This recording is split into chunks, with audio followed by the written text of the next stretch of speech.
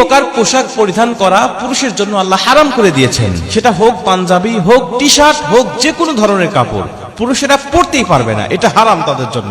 রাসূল সাল্লাল্লাহু আলাইহি ওয়াসাল্লাম আমাদেরকে চরমভাবে নিষেধ করেছেন। এই ঈদ আসলে দেখবেন আমাদের অনেক যুবকেরা এই হারাম পোশাকগুলো কেনার জন্য প্রতিযোগিতা শুরু করে। বিশেষ করে আমরা পাঞ্জাবি কিনি, আর এই পাঞ্জাবির মধ্যেই 3 কোয়ালিটির কোন একটা কোয়ালিটি যদি পড়ে যায়, এই পাঞ্জাবি পরে আপনি ঈদের নামাজ পড়তে যাবেন, আপনি ঈদের নামাজ হবে না। পাঞ্জাবি পরে আপনি জিকির আজকার তাসবিহ তাহলিল করবেন, হবে না। কেন? কারণ ওটা হারাম পাঞ্জাবি, ওটা হারাম পোশাক। ওই হারাম পোশাক পরিধান করে কোনো ইবাদত আল্লাহর দরবারে কবুল হবে না। রাসূল সাল্লাল্লাহু আলাইহি ওয়াসাল্লাম বলেন, 1 নম্বরে তুমি কোন সিল্কের পোশাক পরিধান করবে না যদি তুমি পুরুষ হও। পুরুষেরা সিল্কের পোশাক পরিধান করতে পারবে না, রেশমের কোনো পোশাক পরিধান করতে পারবে না। এটা নবীজি হারাম করেছেন, নবীজি আমাদের নিষেধ করেছেন। ঈদ আসলে দেখবেন যত দামি সিল্কের পাঞ্জাবি পরা যায়, যত দামি সিল্কের টি শার্ট পরা যায়, যত দামি কাপড় পরা যায়, ততই যেন আমরা ঈদটা যেন আমার ভালো কাটবে এটা মনে করে নিই।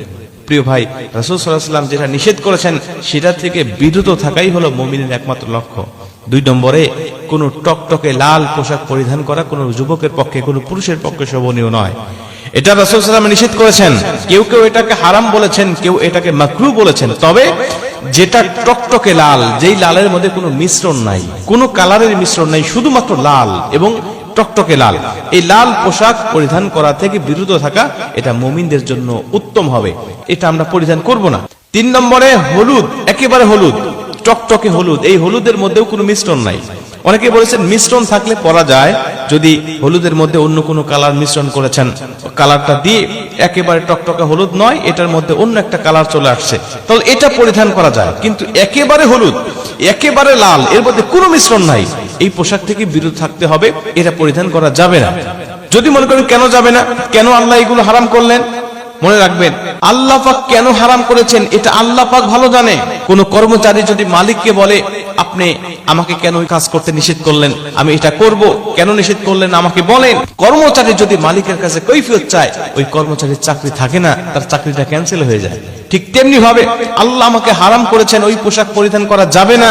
কেন যাবে না যদি আমি প্রশ্ন করি, তাইলে বান্দার তালিকা থেকে আমার নামটা কাটা হয়ে যেতে পারে, মুমিনের তালিকা থেকে আমার নামটা কাটা হয়ে যেতে পারে।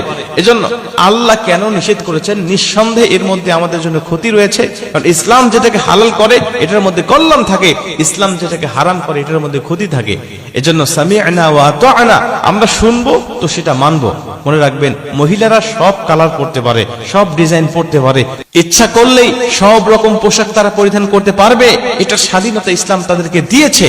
কিন্তু পুরুষকে এখানে একটু নিয়মের মধ্যে থাকতে হবে, গণ্ডির মধ্যে থাকতে হবে। পুরুষের জন্য স্বর্ণ ব্যবহার করা যায় না। আমরা এক সময় বলতাম যে কেন স্বর্ণ ব্যবহার করা যাবে না, পুরুষের জন্য কি ক্ষতি রয়েছে। 1450 বছর আগে নবীজি যখন এই কথা বলেছিল, তখন মানুষের মাথায় ঢোকে নাই যে নবী কেন স্বর্ণ পরিধান করা পুরুষের জন্য নিষেধ করলেন। এখন বর্তমান বিজ্ঞান উন্নত হওয়ার কারণে তারা গবেষণা করে দেখছে একটা পুরুষ স্বর্ণ পরিধান করলে তার কি কি ক্ষতি হতে পারে। যখন তারা গবেষণাগুলো জানতেছে, তখন তারা হাদিসের উপর বিশ্বাস করতেছে, আল্লাহর আইনের উপর বিশ্বাস করতেছে, নবীজির সুন্নাহর উপর বিশ্বাস করে করে তারা পরিপূর্ণ মুমিন হচ্ছে। প্রিয় ভাই, মনে রাখবেন ইসলাম যেটাকে হালাল করেছে ওটার মধ্যে কল্যাণ আছে, ইসলাম যেটাকে হারাম করে দিয়েছে ওটার মধ্যে ক্ষতি আছে। আপনি মানলে উপকার পাবেন দুনিয়াতে এবং আখিরাতে।